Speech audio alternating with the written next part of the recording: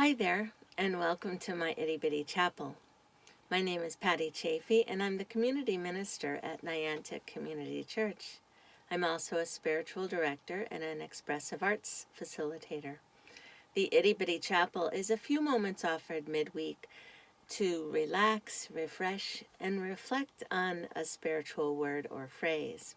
Usually it's filmed in or near a sacred space within my home called the Itty Bitty Chapel, and our candle is lit to remind us of the presence of Spirit within and around us. Our word for reflection this week is forgiveness. There is much going on in life right now that reflect a serious need for forgiveness in every direction. But this isn't a place of judgment. It's a place of peace. And I'm sure there are volumes written on the subject if you want to learn more. I don't presume to know what anyone else needs or wants to forgive. In fact, I only know for sure what I do, what I need to forgive. And even that's a little gray sometimes. Having said that, doing it is another thing. Knowing it and doing it are two different things. I began working on this week's chat with thoughts of joy and light on my mind. But I found I was not in a joy and light-filled place. Rather, I was in a forgiveness sort of place. So here we are. My experience of forgiveness is that most often the folks we are angry at couldn't care less, or they wouldn't have made us angry to begin with. And we've been taught not to let anyone off the hook, right? And yet Jesus tells us to forgive 70 times 7. That's 490 times. That's a lot of forgiveness. That's like endless forgiveness. And forgiving others does not excuse or condone their behavior. What it does is set us free. Free from a place of being stuck. Free from a place of anger eating away at us, sometimes for years, sometimes for a lifetime. Forgiving someone else is absolutely the gift we give ourselves. And it's a big one. It's the golden jubilee of gifts. Perhaps it's a parent who is long gone that we need to forgive. Perhaps an abusive spouse, a friend or co-worker. Maybe it's a generation that has wounded us. These wounds can run very deep. The process of forgiving sometimes happens in one fell swoop. We make the decision to forgive and let it go, and bam, we're done. But more often, it happens over time, perhaps in layers. You know, the time heals all wounds thing. And this is all well and good, but today I wanted to talk about the forgiveness that is probably the most difficult. Can you guess who might be the most difficult to forgive? One of the most challenging people in our lives to forgive is not always our mother-in-law or our second cousin or even the neighbor with the train wreck of a yard and a noisy bulldozer in it. The most difficult person in life to forgive is ourselves. Others are much easier to forgive. Why is that, I wonder? Why is that? I think we expect some unfathomable perfection from ourselves. And guess what? We aren't going to get it. We are human and wonderfully imperfect. Yet it's always hanging out there, that idea that we could be perfect if we tried hard enough.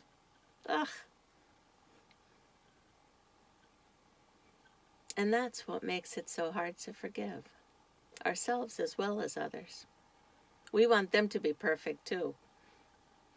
We'll talk more about perfection another time, but that may well be the culprit for so much unforgiveness on this journey. Expectations of perfection. What do you think? And do you believe that forgiveness is a choice? That's a big question, isn't it? And do we have the power, the strength to make that choice? The wisdom? Can it be that simple? I wonder. Making the choice to forgive and move on? As an expressive arts facilitator, I believe in the power of art to heal and the strong connection between spirituality and simplicity and creativity. And when we create, when we make art, we tap into a deep place within us that can lead to healing, to breakthroughs, to forgiveness, to letting go, to wholeness. Creating of any kind helps us to grow in relationship with God as we tap into our sacred center. Make art, any kind. Create any kind of thing, whether you're arranging flowers or decorating a room or painting a picture or knitting a shawl or whatever. When we're creating, we connect with a deep place within ourselves where we meet God, the ultimate artist. See what unfolds? When you want to let go and cannot, let desire lead you, writes Jennifer Loudon. Ask, what do I want? Start with lunch and build from there.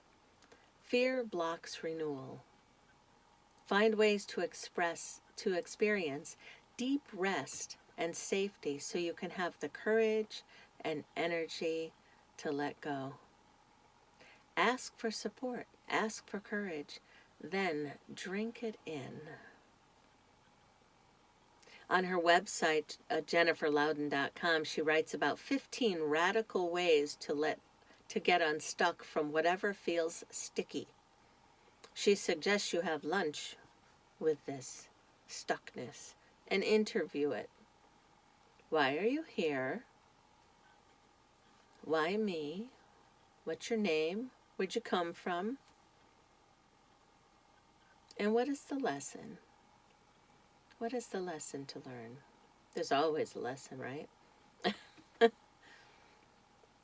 This journey is full of lessons.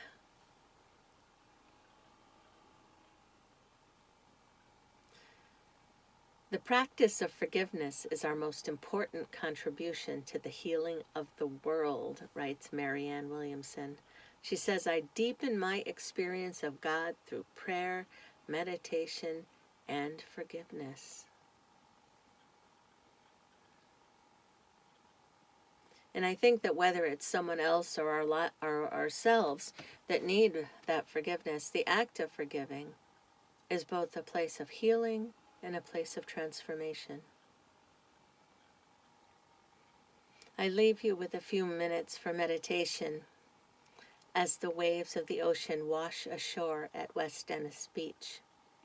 And perhaps those waves move us all to deepen our experience of God through some kind of forgiveness, if only for ourselves. I'll be thinking of you in this time of great challenge and praying that our God bless you in every way you need. Namaste.